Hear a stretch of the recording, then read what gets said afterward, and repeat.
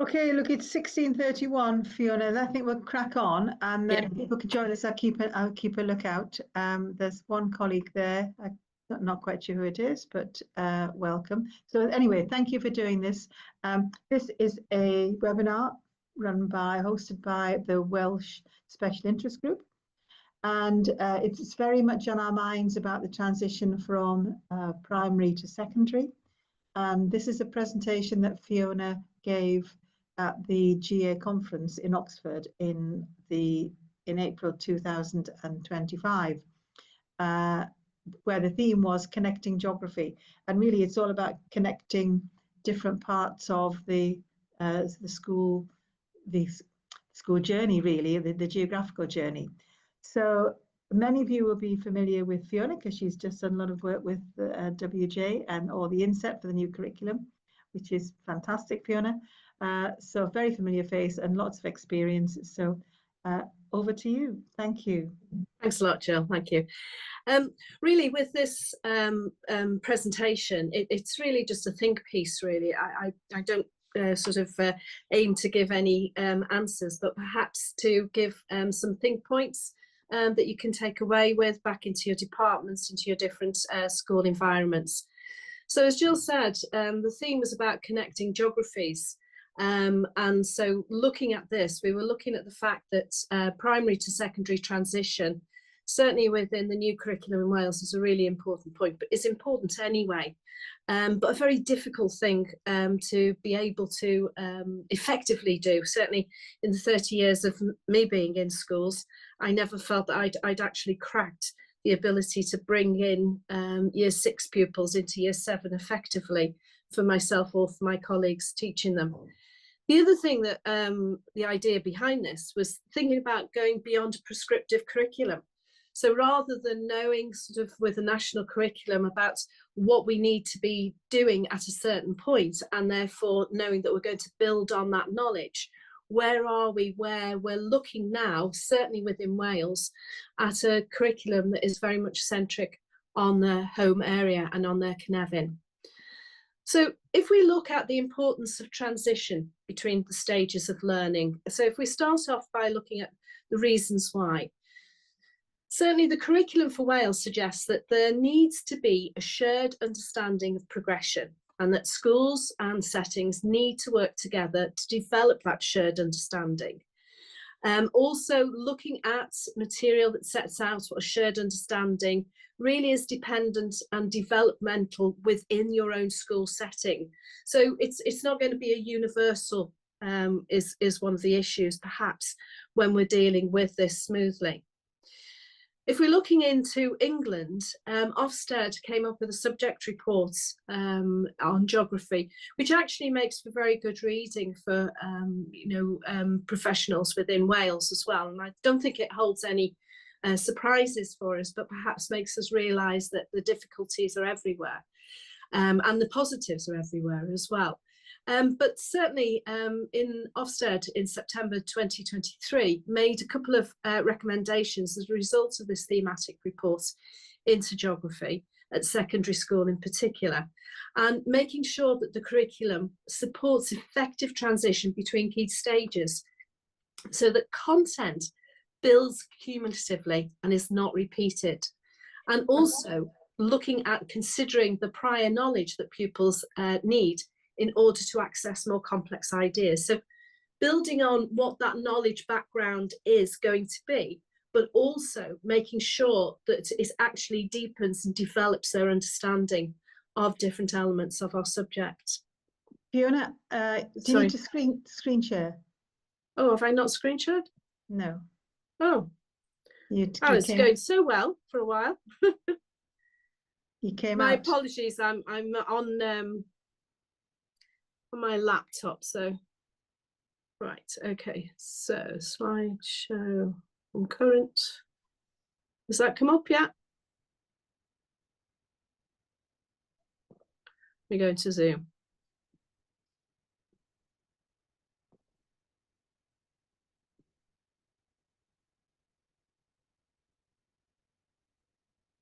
There we go, we're getting there.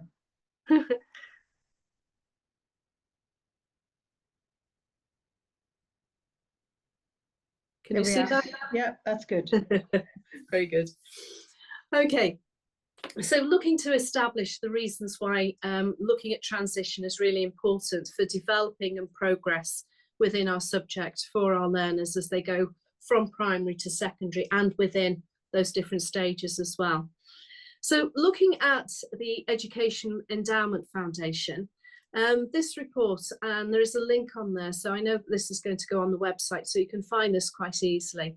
This is a good report from 2021, and it looked at what successful school transitions are and broke it down into 3 points: curriculum continuity, school routines and expectations, and healthy peer networks.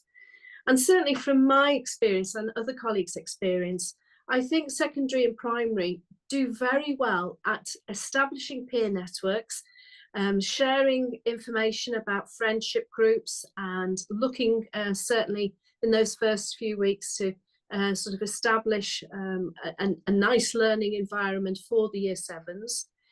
Also with the school routines and expectations, for the year sixes coming up, and indeed year sevens, to have experience of what it's like to be in the secondary school. That's really well established and done extremely well in most of the schools that we have, you know, in Wales. And these are expected and understood, but the curriculum continuity, I would say for geography, is less well understood and developed. I think certainly for literacy and numeracy for our English and Welsh colleagues, and also for our maths, and possibly for others like science, etc., where there's going to be big changes in how the classroom works for them. I think that is done. And I think that colleagues from secondary do go into primary and give sort of taster sessions, but it's not so much the case for geography.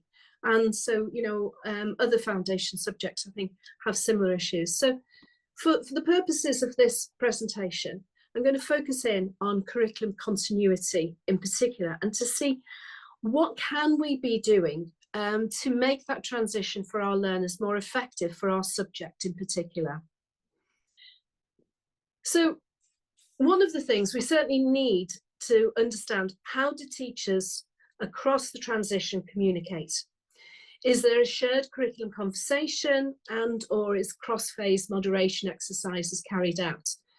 And also looking at diagnostic assessment as they come into the new setting in terms of the secondary school from primary.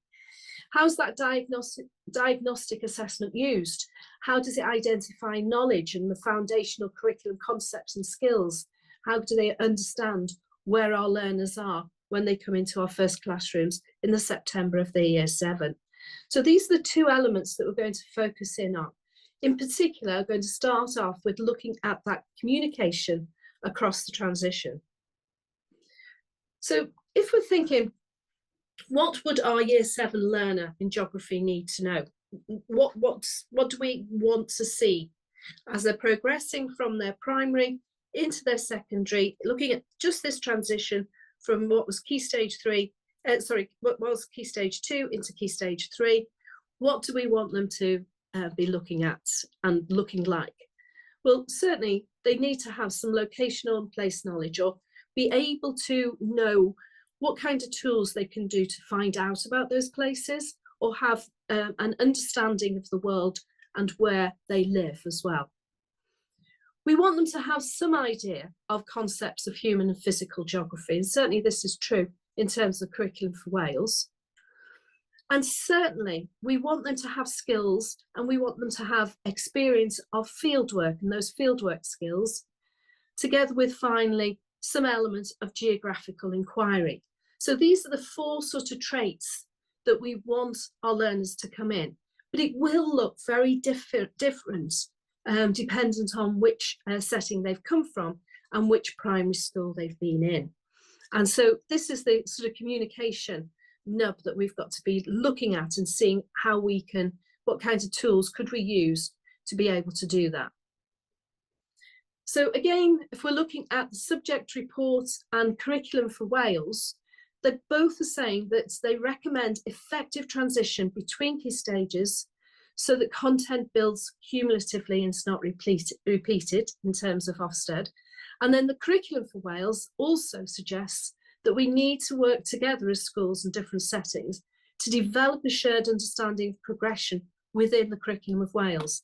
So how do we practically do that? We all understand that, we know that, but when we're going into our Year 7 class, they're coming from very disparate areas that perhaps the geography teacher hasn't had a chance to talk to the Year 6 teacher in the various different feeder groups about where their individual pupils are. So practical, there's lots of ideas, there's lots of questions that need to be exchanged, and time is the big issue. We don't have time either in secondary school, nor do we have that time in primary school to be talking specifically perhaps about geography. It is one of the areas that really isn't looked at perhaps effectively, but for very good reasons. We understand why. So time to look at progression across the transition from primary to secondary is limited. Ideally, we would want to have that discussion about prior learning and attainments and informing secondary teachers about the new cohort in terms of their knowledge and understanding. This is supposed to be seamless from their primary journey into their secondary journey. And certainly it is something that we want them to be excited when they come into secondary school for our subject. They may have done an awful lot of geography, but not know that it was actually geography and that belongs to this discipline. So that we need to build on that sort of very inquiring, very confident and excited Year 6 pupil coming into Year 7. We don't want them to be switched off to our subject because they're not sure about it. And we want to inspire and we want to excite Year 7 learners. So how do we do this if we're trying to find it, if we're actually finding it quite difficult to talk to our primary colleagues, mainly because of time and for very good reasons that we all know and we can all cite. So one of the ideas may be, and it may be that some of you in your settings do actually do this kind of thing, and we'd certainly be interested in learning, sort of what you do in your own schools, in your own settings, that you find is very useful, in particular for your learners as they start their secondary geography journey. So this could be an idea for a passport to secondary school. And it certainly would be something that you'd need to communicate as, sort of the department within the secondary school to be able to marry up what it is you want them to be doing or able to do when they come through your doors in September. So it could be that this is given to the pupils at the end of their Year 6. I would suggest that it's not something that they do when they come into secondary school, because they'll have had the gap in the summer holidays, the 6-week gap there, and then come into somewhere totally new, and they'll be completely overwhelmed, I'm sure. So this would be something to do within the comfort of their primary secondary with the teacher that they're used to seeing, and feel comfortable about putting what their thoughts were about these different types of statements. So again, if we've identified these 4 areas as being areas that we want our Year 7 pupils to be able to be competent at, or these are how we're measuring what their past experiences are, then we're thinking about locational place and knowledge. And, again, it could be a smiley face, a kind of neutral face, an unhappy face perhaps, or not sure face, and they identify just how they feel about that particular statement. So hopefully not too onerous to do, but is a talking point or gives you some information that you can start on, or your teachers within your department can start on with their Year 7 learners. And I don't presume that the actual statements there would be useful to everybody, but they're a starting point for you to make your own within your own setting. And it would be really good, wouldn't it, for your feeders to be able to feed into this as well, So they may say, but actually we do this and this is geography. And I think that's really important that they include that they've looked at this particular element as well. So it could be a starting point as a passport that is completed in year 6 and then passed on to their secondary school with them as information on their geography experience and where they are as they enter year 7. So could it be adapted to track a learner's experience basically from year 6 to year 7? It might be quite useful for you to use when you're looking at your assessment of how your department is introducing geography to your year 7 learners in terms of the curriculum for Wales. The other element is looking at progression maps and understanding, really ensuring that students develop a strong foundation of knowledge and skills as they progress through the curriculum. And progression maps are being used more and more to be able to track the progress that pupils are making as they go through their different journeys within the different educational settings. The maps are typically detail the key knowledge, the skills taught in each subject year by year, highlighting the connections, which I think is really important, between the different topics and possible learning objectives. So to get a picture of what this sort of geography as a whole is going to be. So you get the big picture really of their geography understanding as they go through the different levels. So this could be an example of one that could be shared across the different settings. So we could have a key focus area, which really is the theme or the content, then a focus on the skills that are going to be developed, and then examples of progression.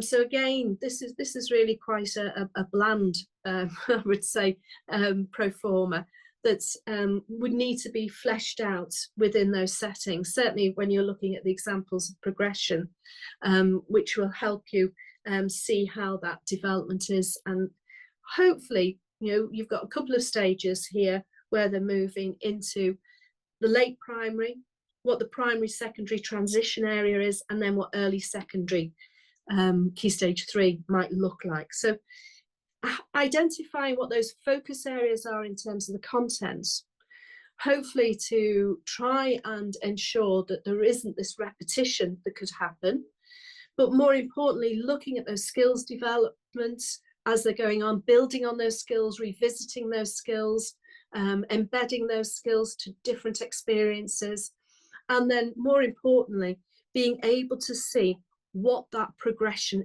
actually looks like for these learners.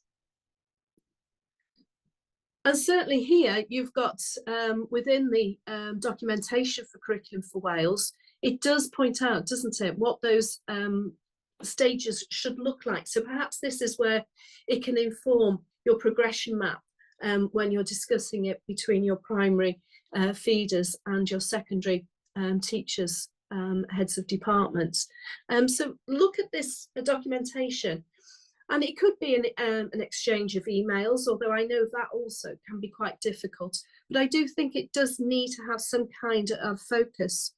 And I hope that there is something like this out there as well. As I say, these are just points of sort of think pieces where you can see whether it's relevant for your own experience within your own departments and your own settings with your feeders. Just a few pointers about progression maps. These are not schemes of learning, so it's not sharing your scheme of learning with your primary colleagues or your primary colleagues sharing theirs with the secondary. It's really best when it's a co-constructed conversation about where you expect those pupils to be, and thinking about perhaps part of self-evaluation. It needs to be revisited and amended, and I would suggest that a progression map may actually be tweaked as those different cohorts come through, because as we know, colleagues, our cohorts can be extremely difficult, even though there are only months that separate them in terms of when they began their school journeys, but they can be very different, and that might be a good way to look at where you're going to start their year 7 journey as they come from primary into secondary. It shouldn't replace a professional dialogue. That's really important, but it is a means by which that professional dialogue can actually occur. Even if it's within a particular class rather than individuals, I think that would be too cumbersome for individuals, but certainly within that class. And then as you're grabbing the information from the feeders, you'll have a better idea of what your cohort will be like when they come into the secondary school itself. Certainly, it needs to support a discussion about teaching strategies, and it's drawing out purposeful opportunities for links and connections across the curriculum. So really, a progression map informs your planning. So it would be really useful to have within the latter summer term where we're at the moment, when you're thinking about how you're going to start with your Year 7 learners, or adapt what you're going to do with them for that deeper learning, for that progression, rather than thinking about sort of what the theme or the content necessarily is.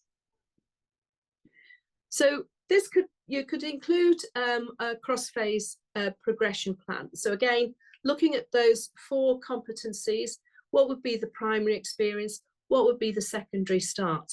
Now, I just apologise because the next slide is going to be something, because we had a workshop. It doesn't quite work with this. The workshop was at the conference.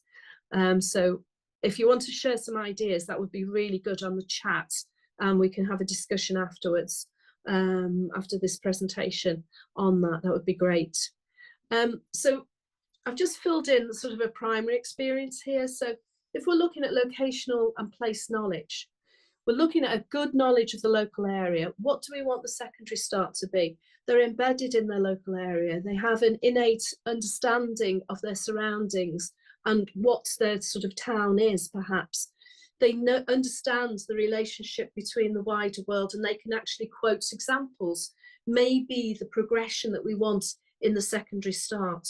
So it's not about content, it's about that understanding, that conceptual understanding in these different areas. So for human and physical geography, they're able to give a description and some reasons how places and environments and landscapes have changed, and the processes to lead to change. And in the secondary start, they may have actually experienced it. They may have gone out there, they may have collected information on it. They may be able to look at other areas around the world that have similar kind of physical processes, or cities that have similar characteristics. So you can see how you're developing it. It's not a repetition of that content, that you're developing it. What is really important is that progression is at the heart of curriculum planning rather than the theme or the topic. Themes and topics are really important because without that, you don't get any geographical understanding. But if we're talking about progression, that needs to be at the heart of our curriculum planning. What is this going to look like? Where are they from? Where are they going to go to? And then obviously the meat on the bones is that geographical content and knowledge and understanding that needs to be developed. What's really important to ensure for that seamless geography and that progression without a prescriptive sort of curriculum is that we're not repeating the theme or the topic when we present geography to pupils in transition, or starting perhaps, which I'm very guilty of, is starting on skills and sort of giving no context to the geography and the purpose of geography in the initial sort of couple of weeks in order to bring them all to the same point. So really think about that progression. Is this something that is just a repetition? Is it just a holding phase? Is that really what should happen? So we need to have those conversations, those information, and we need to have that kind of understanding of what we're going to deliver to our Year 7 learners. So if we move on to the second part of this continuing curriculum understanding, how is diagnostic assessment used in a new setting to identify knowledge of foundational curriculum concepts and skills? So colleagues, do we have these kind of tests that you sit them down in the first lesson or the second lesson? Do they do a baseline test so that you can see where they're from? There's some available, you can see down there on Twinkle. There's lots of these up on various different websites. do these help, or you know, what does this do for the year 7 learners, their first experience of secondary geography? Is this something, you know, that's going to be extending? Is it too different? Does it put them off? Is it too easy? You know, I'm not sure about baseline testing at all in this format. So if we're looking at assessment, in England, schools are free to devise their own curriculum. There are no level descriptors as of 2014, but they do have a national curriculum. In Wales, as we know, we've got descriptions of learning which provide us with guidance on how they should progress within the statements, you know, the what matters statements. And certainly it needs to be a continuum of learning. They're not standalone tasks, okay? You tick off and yeah, they've done that element, but what's the purpose? How does it inform the rest of their geography understanding? Please. Hello? Okay. Yeah, I'll carry on. I'm not sure what that was. So rather than those baseline tests, perhaps we can do something such as this. We can give them a photograph and we can ask them, what does this photograph show? We can ask them, what's likely to have caused this? What else do you need to know? So we're dealing with inference, really, aren't we, here, to tease out those conversations without them having to put it in the box of the geography and worrying about, you know, sort of, oh, I was with Mr. So-and-so or Mrs. So-and-so, and they weren't very good at geography. They were much better at something else in terms of their primary experience. So if we're to use this method, what are we assessing? How would the learner respond to this photograph? What are we wanting from it? So again, thinking about those 4 competencies that we're thinking this is what we want from our year 7 learner, what can we add to that photograph to be assessing? Perhaps we could add a map and ask learners to identify likely locations and say reasons why. And it might be that you want them to have discussions on this on their table, perhaps, so they can inform each other. I do remember, certainly, starting in year 7, we would know which year 6 teacher they'd had, because perhaps they were very good geographer, they enjoyed the geography, and some of our pupils came to year 7 with that enthusiasm, and others didn't in the same way. So perhaps buddy them up and sort of get them to sort of peer teach each other. We could, if we're looking at human and physical geography from that photograph, start the discussion about how did that rubbish arrive on the beach? Where did it come from? Does anybody have any ideas? What kind of things do you think may have happened to cause that? So we're eliciting this evidence from themselves, rather than putting a test there where they're struggling to get the right idea, rather than utilising their understanding of geography.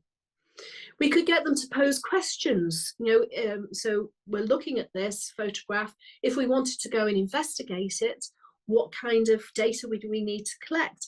What do we need to know? Get them to be inquiring on that. And then obviously with the geographical inquiry, it could be a follow-up study into ocean pollution, plastics debates, use of data, for example. There's almost, you know, sort of an unending level of possibilities. So you need to identify what it is you're wanting to assess their abilities on, to future inform you about where they're going to go in that first half term for their year 7. Bear in mind, colleagues, I know geography sometimes can only have 1 hour a week. So, you know, that first half term may only be 6 lessons. So there are, you know, our ability to collect information is limited to that. But perhaps when they have the confidence, and we have the confidence in them, that they're understanding those wider geographical concepts, then perhaps their journey is something that we can catch up with as we're going through the rest of the you know, sort of topics that we want to develop with them. So I thought this could be something, you know, that you could be thinking about. You could take away, perhaps have a discussion in your schools. If you had this photograph, what kinds of information would you want them to be coming up with? What kind of locational and place knowledge would the teachers be expecting year 7 pupils to be talking about here? What human and physical geography may they want, you know, to the learners to be able to be talking about, or identifying, looking at flooding perhaps, why does flooding occur, or looking at sort of the building and the sort of tarmac and the you know, the streetscape, looking at the nature of those buildings and how old they are, perhaps making some inference about how low this area is. And again, looking at possible investigations in terms of geographical skills and fieldwork, and looking at geographical inquiry, what kind of decision making might need to be looked at. So rather than looking at assessment and baseline assessment as in a number of tests of knowledge, really, although you could have some inference within a longer question there. Is this something that they're familiar with? Is this something that's going to put them off? Are you going to be able to get the right diagnostic information about the learners in the class? And perhaps this might be some way in which you would think that you could get a more holistic view of those primary pupils as they come in and start their secondary journey. So I've rattled through this quite a lot, but I think there's a point at which we need to think about what are those new understandings then.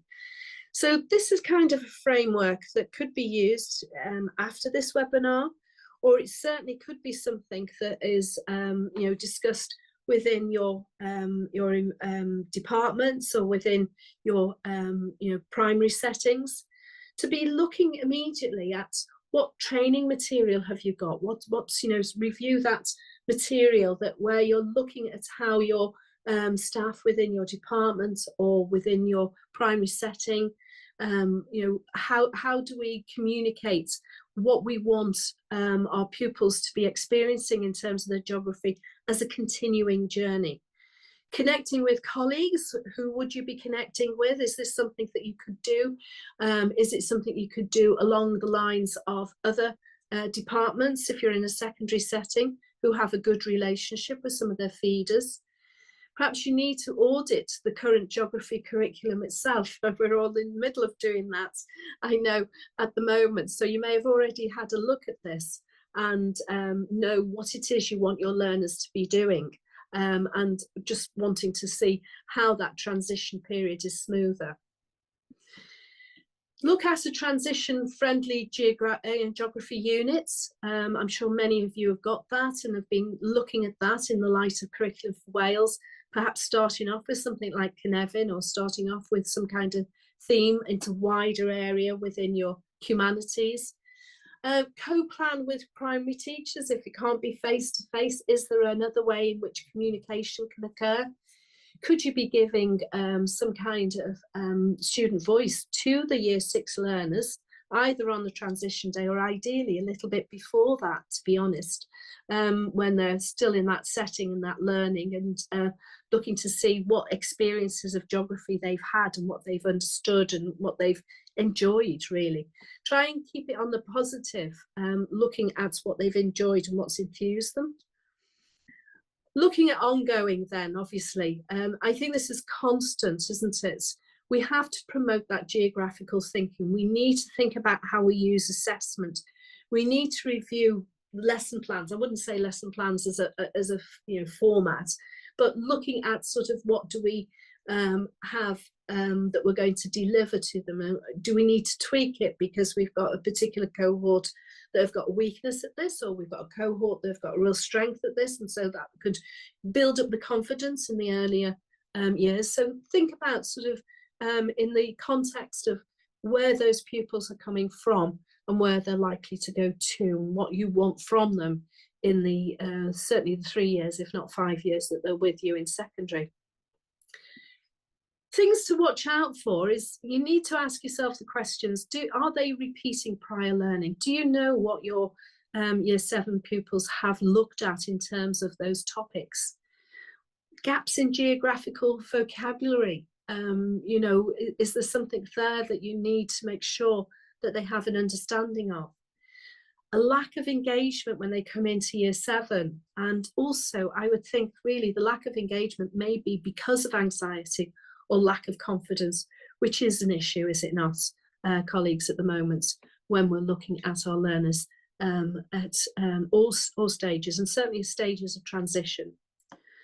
So to sum up, these are new understandings, and this might be something that you could use when you're reflecting on this webinar, reflecting on these topics, seeing where your journey is. I'm not saying this is what you should do. This is just a think piece and a starting point. So focusing in on how you can have that conversation with your colleagues at primary or at secondary, and looking at what assessment and what your baseline assessment is going to be like as these learners come in. What do you want from them? What do you want them to look like? Okay, so that's the end of my presentation. And so I'm hoping that if there are any questions in the chat,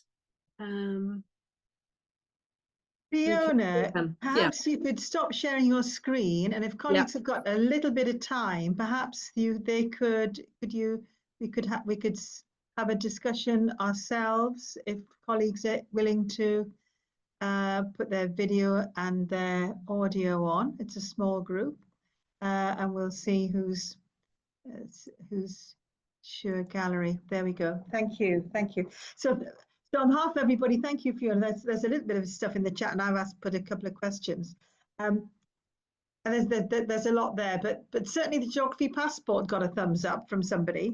I don't quite know who it was. Thought it was Jane. Was that you who thought the geography passport was? I like that idea. Yeah. How do you? Well, I don't know what I was thinking was, because I've already prepped, because our timetable's about to come out for transition, Right.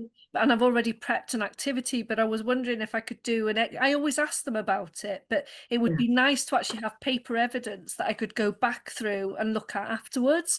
So what I'm wondering is if I can create almost like a starter activity when they come in, something like that, where I could just gauge for this year, their prior learning, because I think it's like you said, Fiona, they've often done loads of geography. They just don't call it geography at primary.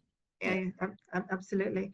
I mean, I'm very struck with the fact that you were going to have children from different primary schools. I mean, there would be 2, 3, perhaps when I was in Cheshire, I mean, we had 10 feeder primary schools. We had 2 from one and 5 from another and whatever. And it was an absolute nightmare when schools are doing their own thing.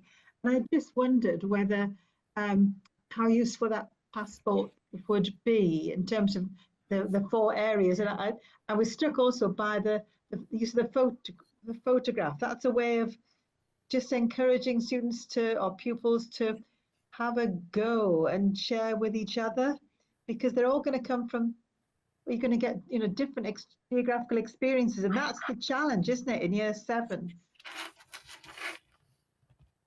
Yeah, absolutely. We have, I don't know, it's some years we have more than 10 primaries coming into us. Right. Some will actually say they've never done geography before, and some of them don't appear to have done, and then others don't call it geography but have done geography, and then others have done loads of it. So it's really difficult to pitch it in year 7 when they come in. It's my experience of it, because with like 4 and 6 figure grid reference numbers, some of them know exactly what you're talking about, especially if they go somewhere like Scouts or something, that kind of activity, and then others have never even seen them before. So I often find myself going right back to the beginning and almost starting afresh. Yeah, but then that's the repetition that Fiona thought we could try and kind of avoid. Yeah. I mean, Laura, to Laura. So what any ideas? Just from what she said with those activities, this year we've been doing, we haven't really done it much in the past, but I think it's worked really well that we've been doing some pre-unit tasks. So like I started coasts, and so I gave them tasks about, do you know about this? Can you explain this? And so it's kind of a bit of those with the transition ones, with whatever we're doing, and kind of therefore you get a general understanding, because obviously they may have never done coasts before, or they have, and so kind of that idea of that photo, it draws out those ideas, and so you can say, yeah, you've got no idea about anything, and whereas others go, oh well, I know about this, and so it kind of therefore you know where to pitch. So I like those. Yeah, yeah. Laura, think- you put something in the chat as well about the photo skills, but and she's got no audio. But anyway, we're there. It says I've been starting with photo skills to plug the gaps and agree, but it does end up with repetition. Sorry, Fiona, didn't pick up on that. Sorry, what was that? The ends up agree and ends up with repetition. Yeah, certainly. I think my idea with the photographs was that it's a non-threatening way for year 6 pupils coming in to just have their opinion on something that's visual.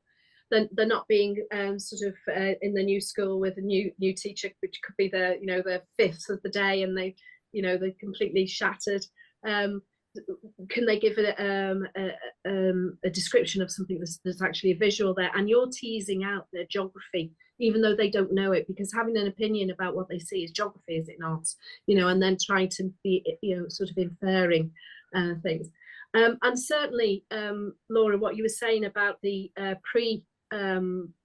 before you start a topic, if they do that and then at the end of the topic they revisit it, you can really show progress. So that they can go, oh, at the beginning I didn't realize that I didn't know that, and now I know this. And if you had it as a, I don't know, as a sheet or as a file, they can add it, can't they, in a different so I do it, colour. they do it, and then they start to do it in a different color at the end. So for you can say, oh, now you know about that, you knew nothing before. So because everything is a transition, isn't it? And on our subjects, because we have so many different topics, you're transitioning almost from one topic to another.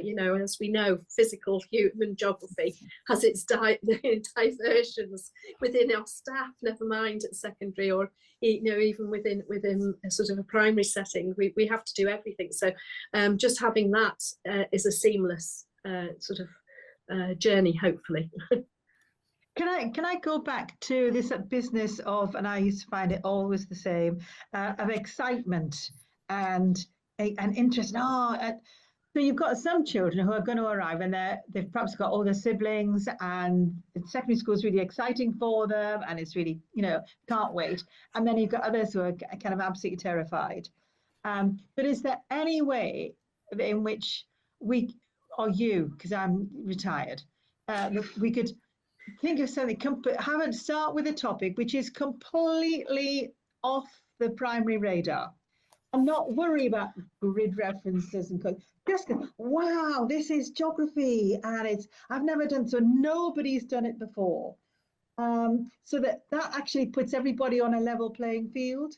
So it's not going to be coast, it's not going to be oceans, it's not going to be Cynefin, it's something completely different. Oh, this is really exciting, because guess what we did at school today? I never thought about that. I mean, is that possible? Is it desirable? Am I just thinking, go back in your box, Jill? And I can't even think of a topic. Having said that, I'm trying to think. Well, my grandson is in Scotland. He's P3, so that must be top infants, and already he's looking at a world map and he's talking to me about plate tectonics. I'm thinking, oh no, how many times are you going to be doing this in your blooming school? Not in Wales. Not in Wales. There's something. Well, not GCSE. Is there something that we could kind of get hold of that is just really, really exciting? I mean, it might be not be war, because that's depressing, but I mean, it might, and they've done food. It's really quite a big ask, isn't it, to think of something which is going to unite them in terms of interest, because none of them have done it before. We're all kind of thinking now, like the idea, I don't know what though. Yeah, quite, Laura. Because the trouble is, some have done and some haven't, and those who haven't feel inadequate, and then before they've even started, because some people in the class are ahead of them already. And my other thought as you're going through about this, Fiona, we're talking about the curriculum, but what about the children within the class who are coming, the mixed ability? So you might have got the kind of continuity with the teacher, but the mixed ability business and where children are in terms of their skill ability, that's quite tricky, isn't it? I mean, I always taught mixed ability. I never taught in setted classes. I think geographers just do that, don't they? But I mean, how is mixed ability more challenging, or do we just forget about it, or what do we do? I think that if like, for example, the idea with the photographs, because that is not sort of a technical thing, they can discuss and take that, but you've got a craft then, haven't you? You've got a craft where that discussion is going to, where you might have some prompts there for them to keep on track or to get them on track. So if you have some prompts there or some extra information, that, you know, if they're having like a discussion in a table and some of them are not too sure and they don't know where they're going to with it, some are a bit more intuitive. Sorry, I've just got a cat that's appeared. It's just I saw the tail. push my iPad off. It's always the way. Then you sort of you do need to craft, you do need to plan these things quite down to the nth degree almost, to ensure that the experience, you're not leaving one or two behind. I think in any discussions, or that one is dominating more than others, which is another thing, isn't it? You know. Yeah, I think one of our biggest challenges is this. They leave primary school, they're absolutely buzzing, and then they get to secondary and they might be okay on day one, but by the time they get to Christmas, they're how do we maintain that excitement? I think that's really, really tricky. Yeah, and when you've only got 1 hour a week. When you only got 1 hour a week, absolutely. I think that is definitely something that is, because that sort of continuous sort of grab that you have with pupils, if they're in English or Welsh or whatever, that really does establish the subject. But they're coming back to you, you know, Tuesday afternoon, last Tuesday one might have been off, another one might have been in, you know, you've got this transition, haven't you, coming and going. You know, so I think sort of having those opportunities where they can feel confident about what they're talking about is really important. I think geographers are really skilled. Yeah. Do you think it's all about the resources we use as well? I mean, if how really you use the resource, I think, is important. Yeah, I mean, you know, we do photographs, we do maps. And are there other clever tricks? Do them side by side, so it becomes, you know, sort of. I mean, you know, all of us, we probably look at a map. I do anyway, and I can see what I'm looking at. I enjoy it. You know, whereas some just can't see on a map, and they never will. You know, sort of in the nature of our subject, they never will. But if we give them exposure to that, then perhaps, you know, they'll become more confident at using it.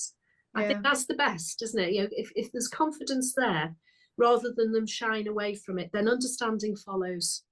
Yeah, and the sense of achievement, of little things that they've got a map, they've got a foot, and that's where it is. Oh wow, you know, it's but to keep that wow factor, that excitement for geography, I think is really challenging.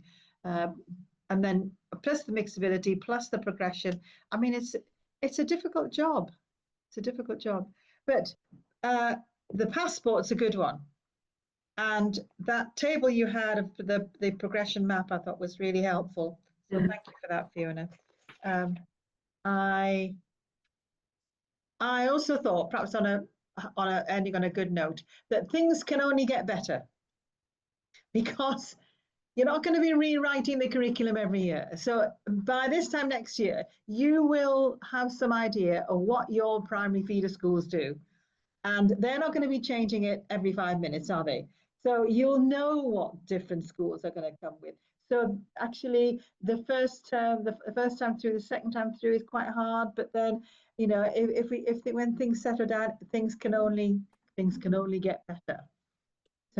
That's Jane smiling. Thank you. Okay, I mean, Fiona is becoming the chair of the Wales Special Interest Group, and as a group, we'd love to know the sorts of things that would help teachers. If you have any ideas, we would like to know. But can I, on behalf of all of us, thank you, Fiona, for all that. There's some really good stuff there, and it's going to be recorded, so the colleagues who missed it, they missed it. And we shall treasure what you've done for us. So thank you so much, Fiona. You're very welcome. And some of you I'll see on next week at the Welsh Wise quiz, which will be excellent.